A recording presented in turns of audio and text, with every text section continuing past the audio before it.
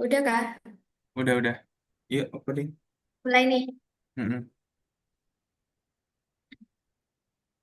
Baik, Assalamualaikum warahmatullahi wabarakatuh. Saya Putri Aksya dan rekan saya. Tegar Jatuh Ramadhani. Pada kesempatan pada kesempatan kali ini kita akan berdiskusi terkait yang pertama ada deskriptif analistik, ada diagnostik analistik, terus ada prediktif, preskriptif, preskriptif, Aktif. lalu yang terakhir ada kognitif analiti. Nah, di sini kita tetap memasukkan prompt sesuai ketentuan yang sudah berlaku sebelumnya. Di sini mungkin bisa langsung kita Oke, langsung saja submit. kita mulai.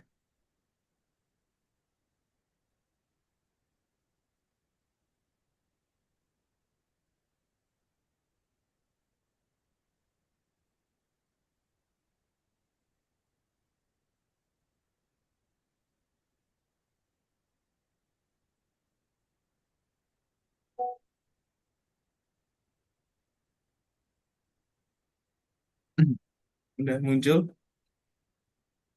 Nah, di sini kita dipaparkan sebuah studi kasus.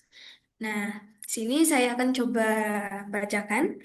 Sebuah perusahaan e-commerce nasional mengalami penurunan penjualan selama 6 bulan terakhir. Di sini ada kata kuncinya ya, 6 bulan terakhir penurunannya. Lalu, data yang tersedia meliputi data transaksi 3 tahun terakhir. Lalu ada data demografi pelanggan, data aktivitas klik pencarian produk di website. Lalu ada data ulasan pelanggan, data kampanye, lalu data kampanye promosi sebelumnya. Nah, manajemen itu ingin memahami apa sih yang terjadi dan menentukan langkah strategis yang harus diambil. Nah, tapi pertanyaannya, jika Anda menggunakan deskriptif analistik, analisis apa yang akan Anda lakukan? Informasi apa yang ingin Anda tampilkan? Nah, data yang tersedianya kan tadi ya ada data transaksi dan lain sebagainya. Nah, pertanyaannya itu apa yang sedang dan sudah terjadi? Nah,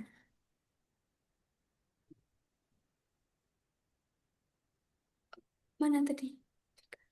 Ini.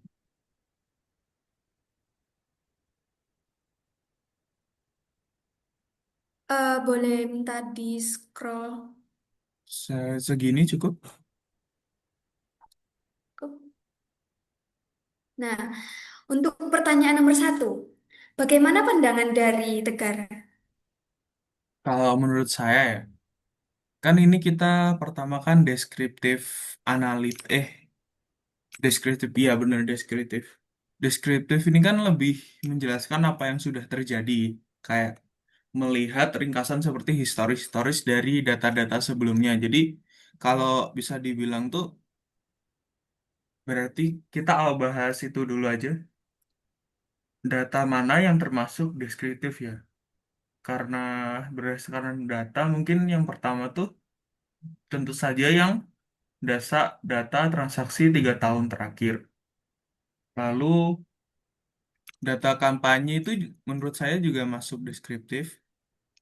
Nah, karena kita udah memiliki data-data tersebut, pertama mungkin kita akan menganalisa dulu tren penjualan selama 6 bulan terakhir tuh kalau dibandingin dengan 3 tahun terakhir itu bedanya seperti apa. Lalu jumlah rata-rata transaksi yang dibandingkan tadi dari 3 tahun dibandingkan dengan 6 bulan terakhir tuh bedanya sebanyak apa.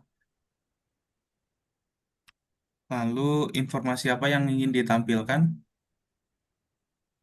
Kalau yang ditampilkan mungkin itu, yang pasti itu ya, grafik atau tren penjualan bulanan. Jadi karena kita membahas tentang penurunan, tentu kita butuh grafik perbandingan. Misal perbandingan dari 3 tahun terakhir yang ini tadi dengan 6 bulan tersebut. Jadi kita sebagai data analis tuh tahu, oh dalam 6 bulan terakhir tuh penurunannya segini. Sedangkan dalam 3 tahun pendapatan sebuah perusahaan tersebut segini. Jadi seperti itu. Lalu selanjutnya data kampanye promosi itu juga bisa dipakai. Misal, ini dalam 3 tahun terlalu sempat ada kenaikan. Ternyata promosinya gede-gedean, jadi pendapatannya naik banget. Sedangkan dalam 6 bulan terakhir bisa aja promosinya sedang lumayan down, jadi bisa aja terjadi penurunan. Menurut saya mungkin seperti itu. Atau aja bisa menambahkan lagi. Nah, kalau menurut saya, kalau tadi Tegar mungkin yang saya tangkap gitu ya, sudah masuk ke sebabnya, kenapa dia itu bisa turun tadi. Mungkin kalau untuk deskriptif sendiri itu sepertinya eh pondasinya itu belum deh, soalnya kalau deskriptif itu dia belum masuk ke tahap yang namanya sebab akibat. Jadi yang di deskriptif, yang sejauh yang saya tahu, deskriptif itu dia hanya menampilkan informasi dari data yang sudah ada sebelumnya gitu. Jadi dia belum belajar, belum dan lain sebagainya gitu.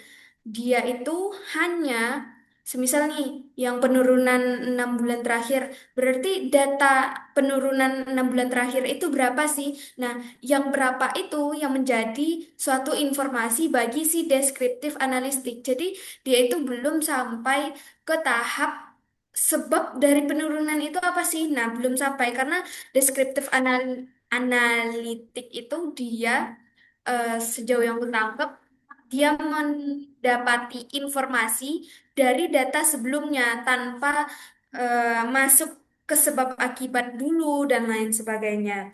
Nah, mungkin kalau dari saya sendiri, analisis yang bisa dilakukan deskriptif itu apa? Yang pertama pasti tren penjualannya.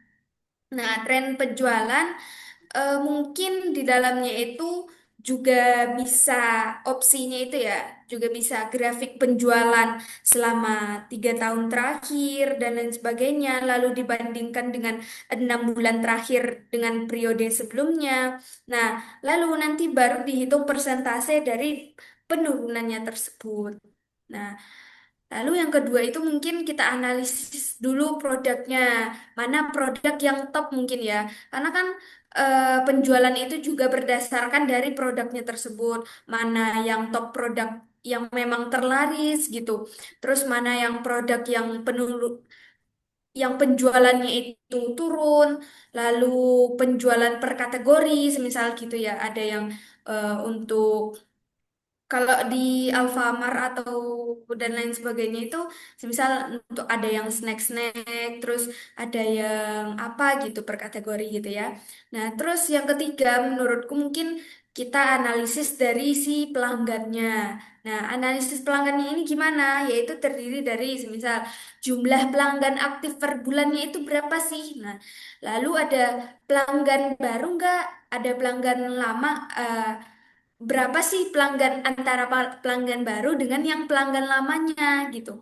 Terus mungkin penjualannya itu berdasarkan usianya mungkin atau berdasarkan apa. Nah, lalu yang keempat ada analisis dari si websitenya.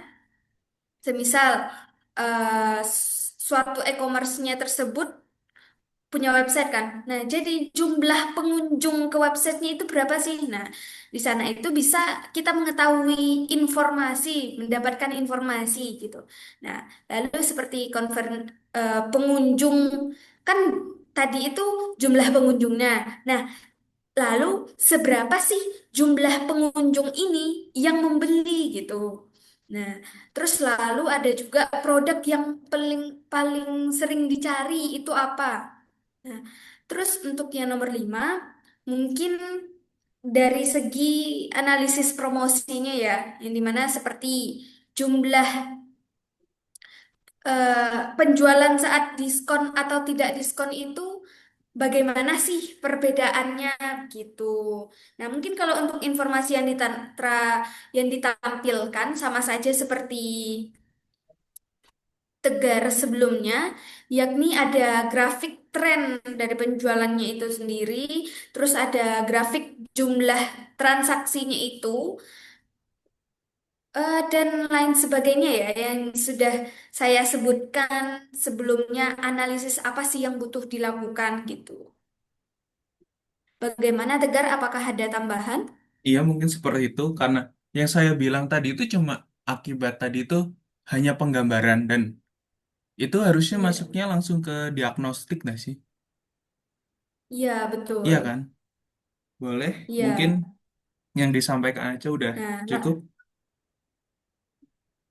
Eh, iya. Apa kita langsung masuk ke oke. dua saja? Nah, yang pertama tadi itu kan deskriptif nih. Nah, deskriptif Betul. itu dia masih di level satu lah kalau bisa dibilang. Nah, kita lanjut lagi nih, lanjut ke soal nomor dua. Udah. Langsung aja masuk ke nomor dua. Yang tadi udah aman kan? Iya ngomong aja. Lanjut nomor dua gitu nanti kukat. Nah, sekarang mungkin bisa kita lanjut ke nomor dua ya, Tegar. Nah, Betul. kalau yang deskriptif tadi itu masih bisa dibilangnya itu level satunya lah ya. Informasinya itu didapat dari data sebelumnya. Nah, sekarang kita lanjut lagi tahapannya atau tingkatannya. Jika menggunakan diagnostik analitik, bagaimana Anda mencari penyebab utama penurunan penjualan tersebut? Nah, itu. Jadi kalau di diagnostik ini kita sudah membahas yang namanya itu kenapa. Nah, kalau sudah masuk kenapa ini berarti di dalamnya itu sudah ada sebab dan akibatnya. Berarti kenapa penjualan itu turun? Mungkin kita cari di sini kan kita disuruh mencari penyebab utamanya itu apa. Nah, namun sebelum itu mungkin kita analisis ya. Kita analisis sebelum kita mendapatkannya, kita analisis dulu. Mungkin kita cek dari trafficnya itu, apakah pengunjungnya itu turun atau malah gimana. Nah, kalau memang iya, berarti apakah mungkin masalahnya itu marketing atau gimana? Nah, namun kalau tidak, mungkin kita lanjut lagi nih, kita cari permasalahan yang lainnya. Kita kita lihat, kita cek. Nah, untuk selanjutnya, mungkin kita cek apakah banyak yang lihat, tapi dia itu tidak beli. Nah, itu kenapa? Di tahap mana terjadi drop yang semisal dia masukin keranjang, check out pembayaran. Nah, di tahap mana dia itu terkendala atau eh, lain sebagainya. Nah, jika drop di check out mungkin karena ongkirnya mahal atau mungkin sistemnya error. Nah, itu bisa jadi aja ya sebagai sebab atau penyebab yang bisa menjadikan si user itu tidak jadi membelinya. Nah, lalu yang ketiga mungkin analisis ulasan dari pelanggan. Nah, apakah ratingnya itu turun, makanya menyebabkan penjualannya itu juga turun, atau malah banyak yang komplain gitu ya, soal harga, kualitas, atau pengiriman. Nah, dari sini mungkin kita bisa ngelihatnya itu dari analisis komentarnya itu ya, atau analisis dari ulasan pembelian itu. Lalu untuk selanjutnya mungkin kita bisa bandingkan data promosinya ya. Nah, apakah dari yang sebelumnya dengan yang sekarang itu budget iklannya itu berkurang? Karena kan kalau misalnya materinya ini kurang, pasti hasilnya itu juga berkurang ya, karena pasti sesuai budget lah. Nah, lalu apakah kompetitornya itu sedang diskon besar? Nah, itu kan bisa jadi aja ya sebagai sebab makanya di tokonya kita ini terjadinya penurunan tadi. Nah, lalu selanjutnya kemungkinan selanjutnya juga bisa kita lihat dari analisis segmennya itu.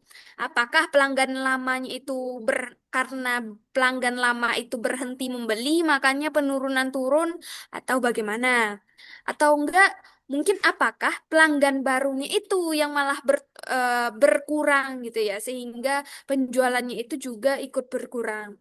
Nah, kesimpulannya itu mungkin bisa kita temukan dengan melihat trafficnya itu, lalu rate-nya itu apakah turun du- berapa persen gitu, apakah banyak yang komplain soal harga atau enggak. Terus kita lihat juga kompetitornya itu. Nah, kesimpulannya itu kalau yang sekarang penyebab utamanya itu mungkin adalah harga yang kurang kompetitif gitu. Itu dari pendapat saya. Kalau pendapat Tegar bagaimana? Kalau pendapat saya mungkin ya bakal mirip-mirip ya karena kita kan intinya di sini kan seperti namanya tuh diagnostik analitik analitik ya bener. Ini tuh jadi kita kayak mendiagnosa tentang apa saja sih yang memungkinkan kenapa kita turun memiliki pendapatan yang turun. Lalu kita sesuai data yang sudah ada tadi kan seperti yang disampaikan aja kita bisa melihat misalnya seperti ulasan pelanggan atau mungkin promosi dan tentu saja kita harus memperhatikan faktor lain seperti apa namanya kompetitor. Mungkin ya intinya gitu-gitu aja karena kita akan berdasarkan dari data dan kita di sini masih melakukan diagnosa. Mungkin seperti itu. Apa kita masuk nomor 3 saja? Aca, kamu ke mute. Oh, baik. Mungkin di sini kita bisa lanjut ke nomor 3 saja ya. Nah, Oke. dengan prediktif analitik itu, model atau pendekatan apa sih yang bisa digunakan untuk memperkirakan kondisi penjualan di masa depan? Nah, kalau dari prediktif ini berarti kita sudah berangkat dari yang sebelumnya tadi ya. Nah, di sini data-data itu sudah dibutuhkan untuk kedepannya. Kalau yang tadi itu, kalau deskriptif itu informasi mentah dari data yang kita punya, lalu didiagnostik penyebabnya itu apa, sebab akibatnya. Nah, lalu kita masuk ke prediktif yang di mana yang sesuai namanya prediktif gitu ya. Berarti kita memprediksi. Memprediksi itu yang di depannya. Nah, apa yang akan terjadi ke depannya? Tujuannya apa? Tujuannya itu untuk memprediksi kondisi penjualan di masa depannya itu gimana sih? Nah, mungkin menurut saya model yang bisa kita gunakan itu seperti time series, time series ya. Nah, kenapa? Di sini karena bisa kita gunakan atau kita manfaatkan untuk memprediksi penjualannya itu. Kalau untuk modelnya tadi itu ya, modelnya itu mungkin seperti profit, lalu exponential smoothing, dan lain sebagainya. Nah, lalu yang kedua mungkin regresi ya. Nah, nanti dia akan memprediksi penjualan yang berdasarkan jumlah pengunjung tadi. Kan ada datanya yang pengunjung ya. Lalu budget iklannya berapa, diskonnya berapa. Nah, itu untuk regresi.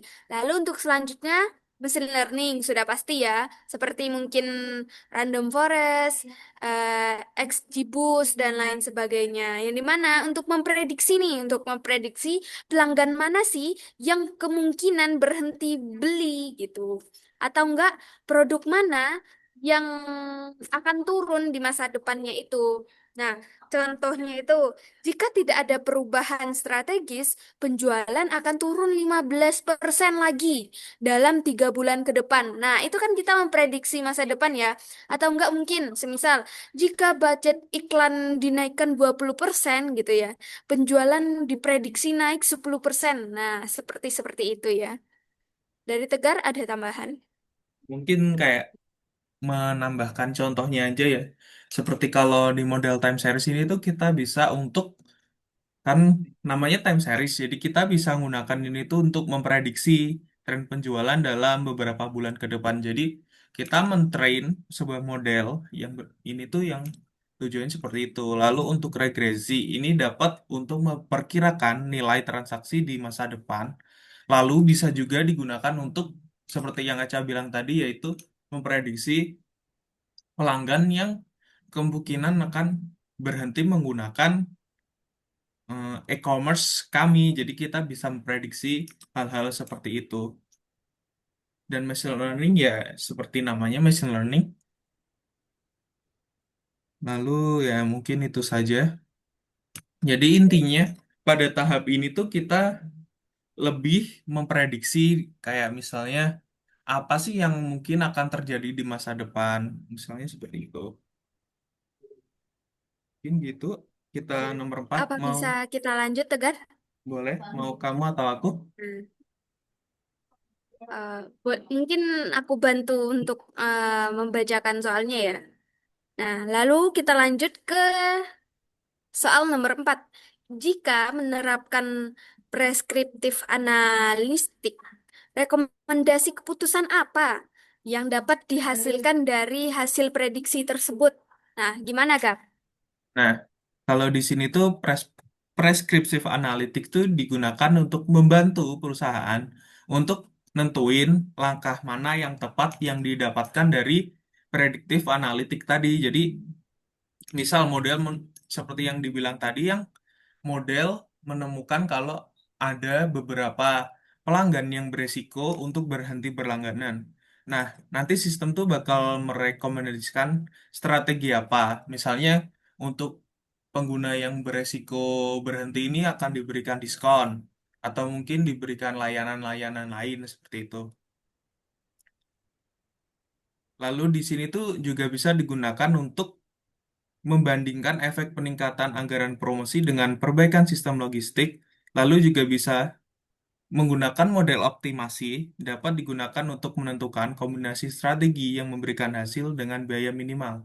Jadi preskriptif ini tuh tidak hanya memprediksi, tapi kayak memberikan rekomendasi berdasarkan data apa yang kita dapat tadi dari prediktif. Jadi ini tuh lebih kayak, kan prediktif tadi kan masih misalnya masih ngambang gitu kan. Kalau di tahap ini tuh udah merekomendasikan model-model mana yang diperlukan untuk masalah yang sedang dihadapi oleh e-commerce kita ini. Mungkin seperti itu. Aca mau menambahkan? Ya, betul seperti yang dijelaskan Tegar sebelumnya. Jadi, preskriptif ini itu melanjutkan dari prediktif yang tadi ya. Nah, mungkin saya izin memberikan contohnya gitu ya. Oke. Nah, mungkin seperti eh conversion rate-nya itu turun karena harga dianggap mahal. Nah, itu kan bisa saja ya. Nah, lalu pelanggan lama itu mulai tidak aktif atau dan lain sebagainya gitu. Pokoknya preskriptif ini menentukan tindakan yang terbaik dari hasil si prediktif tadi gitu. Mungkin cukup untuk nomor 4. Oke. Nomor 5. Lalu mungkin bisa kita lanjut ke nomor 5 ya.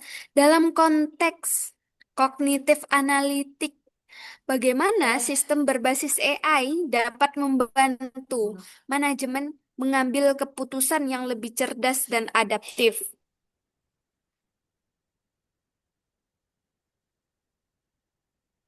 Halo Tegar?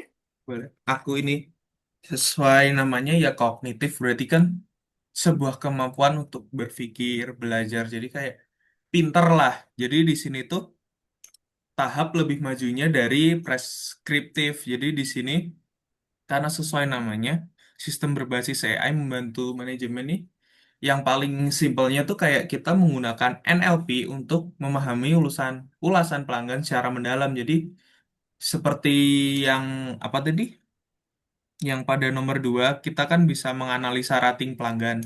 Nah, dari situ kita udah tahu nih, sistem tuh udah cerdas, jadi dia udah bisa menganalisa pelanggan tuh sebenarnya pengennya kayak gimana. Terus, jadi karena ini bisa real time juga, jadi eh, kita tuh nggak perlu menganalisa manual. Jadi karena kita udah menggunakan AI yang cerdas, kita udah bisa dibilang otomatis. Lalu, kalau mau lagi tuh misalnya dalam segi promosi.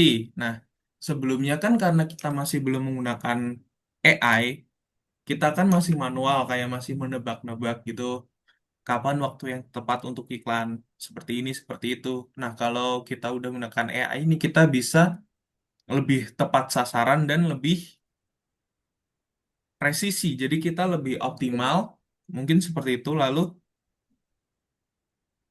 Ya, jadi seperti itu. Aja maksud tambahin dong. yang dimaksud tegar tersebut, jadi untuk errornya gitu ya, untuk waktunya juga lebih efisien dengan adanya hal tersebut, sehingga kita tidak ngecek satu persatu berdasarkan asumsi kita pribadi, begitu ya.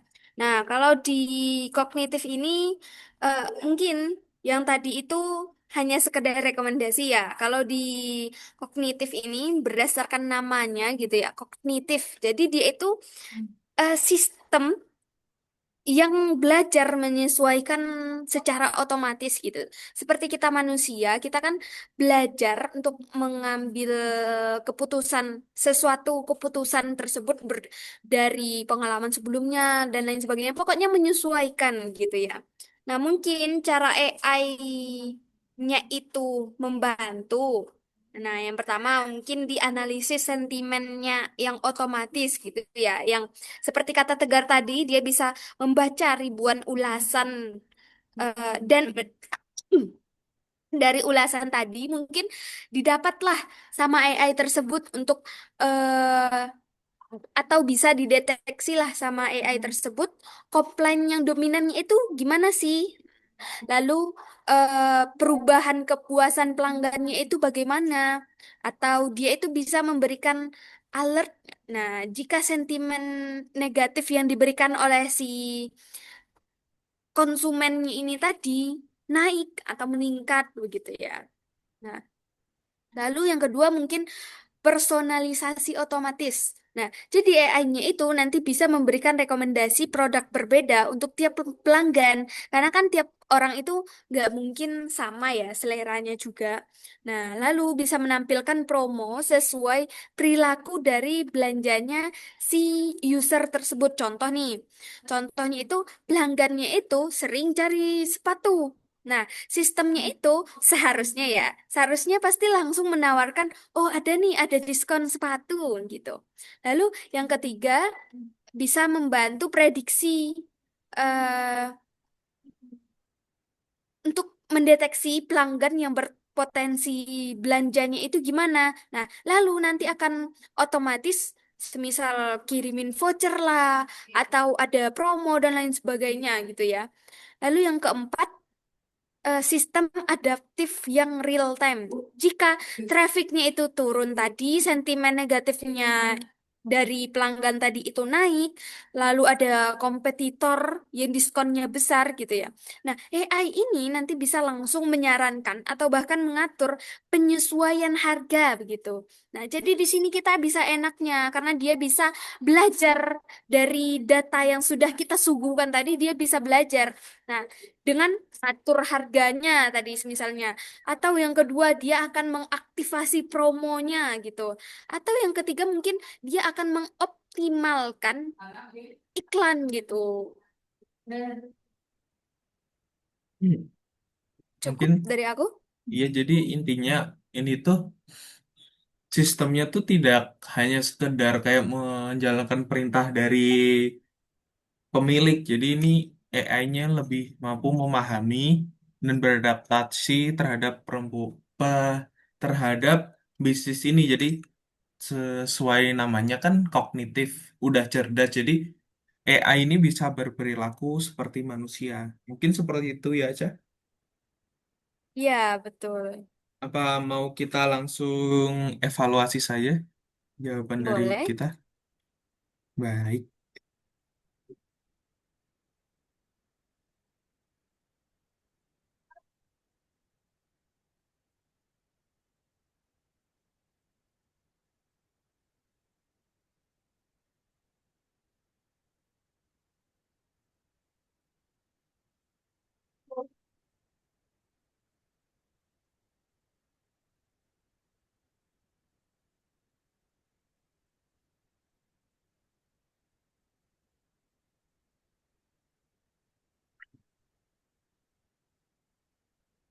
Baik, ini aku aja mungkin. Nah, ternyata Mhm.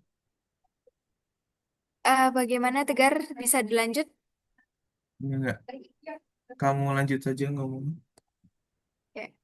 Ternyata di sini kita mendapatkan evaluasi. Eh, Anda sudah memahami arah besar perbedaannya kelima jenis analistik, namun masih perlu mendalam terutama pada struktur berpikir. Nah, kalau sebelumnya tadi nomor satu kita menjawab analisa gambar objektif dari data yang sudah ada sebelumnya. Nah, itu katanya benar.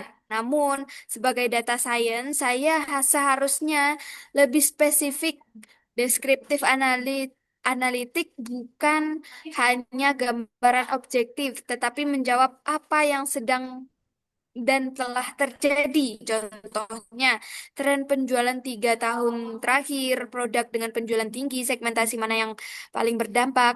Oh, kalau seperti itu seharusnya udah terjawab ya, Gar, tadi Iya, cuma mungkin kita cuma belum penulisannya keketik aja yang saja. kurang, tapi dalam dalam lisan kita sudah Seharusnya membahasnya. tadi ini juga sudah dibahas ya. Mm-mm, Seharusnya berarti tidak ada kekurangan untuk yang nomor betul. satu. Lalu untuk yang nomor dua, cukup baik kita itu menganalisa arah kenapa pengguna tidak jadi memesan seperti ongkir, sistem, kurir, rating, sentimen, promosi, dan kompetitor. Nah, ini sudah benar. Kita sudah memahami mengapa hal itu terjadi. Namun, secara akademik, perlu menyebutkan lagi pendekatan analitiknya itu seperti apa. Nah, seperti korelasi antar variabel, drill. Nah, mungkin bisa ya kita jadikan di sini bahan evaluasi. Oke, Mm. boleh. Lanjut nomor tiga, Tegar.